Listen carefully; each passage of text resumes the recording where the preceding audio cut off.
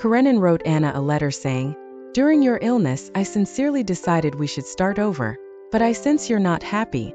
Please tell me how I can make you happy. I will do whatever you say."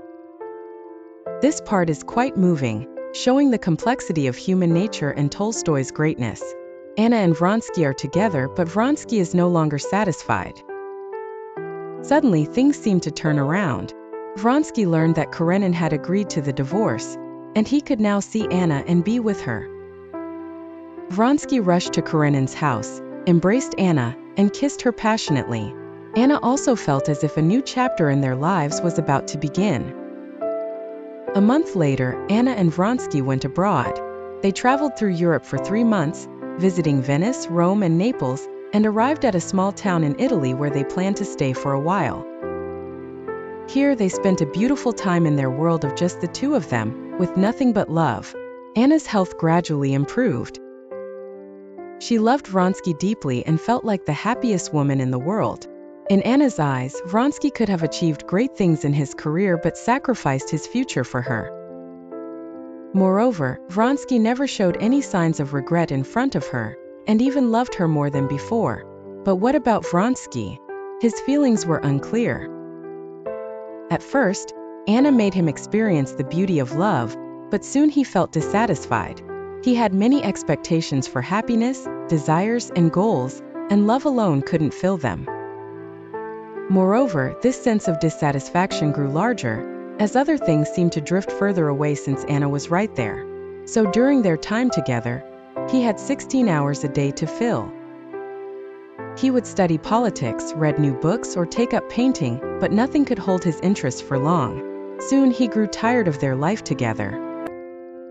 He decided to return to Russia, starting with St. Petersburg. Anna agreed, as she wanted to visit her son. They planned to return to St. Petersburg first, then spend the summer at Vronsky's large estate in the countryside. Now let's talk about Karenin. While Anna and Vronsky enjoyed their freedom and happiness, Karenin was in immense pain, trapped in loneliness. He had become accustomed to the stable life Anna provided, but now his situation was dire. He kept thinking that if Anna had left him as soon as her infidelity was discovered, he would have been unhappy but not as utterly desperate as he felt now. Because he had already forgiven his wife, even accepted the child that wasn't his own, and given Anna compassion, love, and care, yet she still chose to leave him. Karenin felt deeply insulted and mocked, as if no one wanted him or respected him. How could he face the outside world? He could not withstand such a cruel reality and no longer had the strength to continue. Just as Karenin hit rock bottom, a new person appeared, Countess Lydia. She came to visit Karenin. The Countess had married a wealthy and powerful playboy when she was young, but her husband abandoned her in the second month of their marriage. They lived apart for years without divorcing. The Countess had long stopped loving her husband but had never ceased loving others. Sometimes she would fall in love with several men and women at once, but when she visited Karenin, she showed him particular care and took over household duties. Karenin began to believe that the Countess truly loved only him. At this moment, she became his emotional support. When she suddenly heard that Anna and Vronsky had returned to St. Petersburg, the Countess became anxious. She did not want Karenin to see Anna again, as she found the woman repulsive. It's quite strange, one woman holds such high moral standards for another woman, yet she herself leads a rather uncomfortable life. Under the Countess's instigation, Karenin refused Anna's request to visit her son. The boy Seryoza was unaware of this. As his birthday approached, he missed his mother dearly. Although he received many gifts, he dreamt that his mother had returned, standing by his bed, hugging and kissing him. A mother's bond with her child is strong, and Anna could not let go of her son. To see Seryoza, Anna risked everything and entered her husband's home one morning. She walked into her son's room and softly called out, "Seryoza." Seryoza, half asleep, looked at his mother for a few seconds, then smiled happily. He closed his sleepy eyes and nestled into Anna's arms. "Mama!" Seryoza called out, wriggling in her embrace, his chubby little arms around her neck.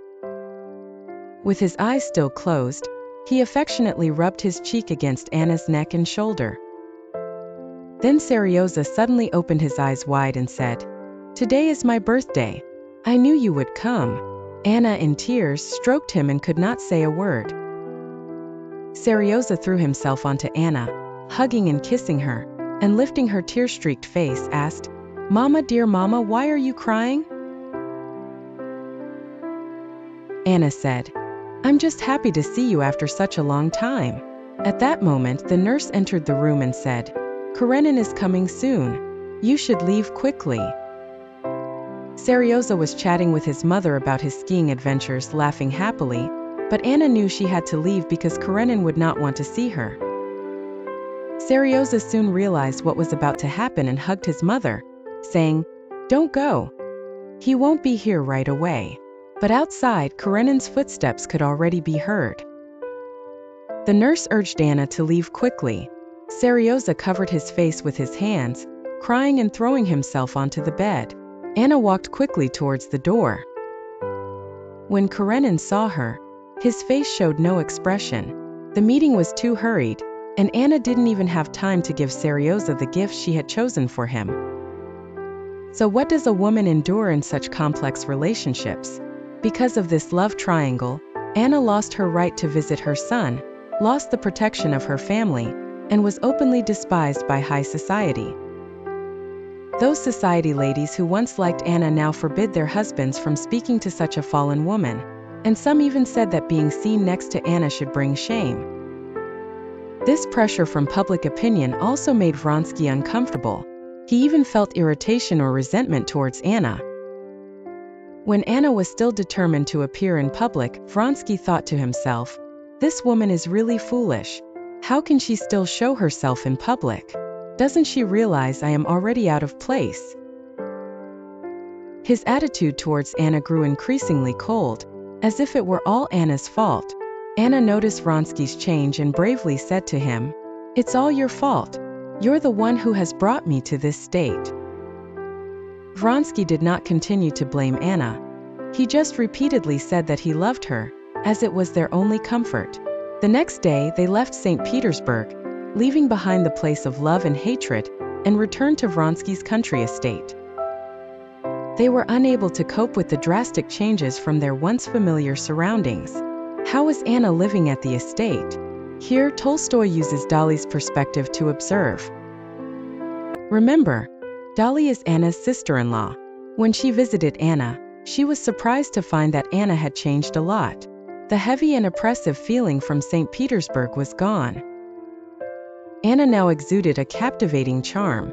Her smile was radiant, her movements graceful and agile, and her voice smooth and coquettish. Anna took Dolly on a tour of their house, which was very luxurious and grand. Dolly also met Anna's little daughter, a rosy-cheeked and very cute child. However, Dolly noticed that Anna hardly paid any attention to her daughter. She didn't even know where the child's toys were or how many teeth the child had grown. What is Anna's biggest change? Her focus has shifted. She is no longer a wife or a mother. These roles seem distant. Anna is now simply a woman purely in love. Dolly kept observing Anna, making Anna feel a bit shy. She said, "Are you wondering if I'm happy? I'll tell you, I'm extremely happy right now." But during lunch, Dolly immediately noticed that Anna and Vronsky each had their own worries. Dolly felt exhausted, as if she were acting alongside skilled actors. They were finally together, and Anna clearly loved Vronsky, so what could be the problem? Next, Vronsky spoke with Dolly privately. He asked Dolly to persuade Anna to divorce as soon as possible, which was a reasonable request. Since Vronsky was not marrying Anna, their daughter's nominal father would be Karenin. Vronsky found this situation too awkward. From Anna's perspective, if she divorced, she would completely lose her son. The thought of Seryoza caused her pain. So, Anna told Dolly, "I love Vronsky and I love Seryoza. If I have one, I cannot have the other, so I can only maintain the status quo." She grasped Dolly's hand, choking with emotion. "Don't look down on me. I shouldn't be looked down upon." It was truly difficult. Even knowing what was right and what choice should be made, the emotional torment was still immense. So Dolly felt too much pressure and was unwilling to stay. The next morning, despite Anna's repeated pleas, Dolly left. In reality, Anna was very lonely. All she had left was love, so she was intensely concerned about her place in Vronsky's heart, and whether she could replace and compensate for everything Vronsky had abandoned. She became more determined to ensnare Vronsky in love. But love is never about possession. Over time, Vronsky began to feel uncomfortable. He wanted to break free and sought freedom. He could not be confined. So, Vronsky started leaving Anna frequently to attend meetings or go to the racetrack. Each time he left, they would have a big argument. But Vronsky did not understand Anna's loneliness and insecurity. In October, Vronsky was going to attend a noble election.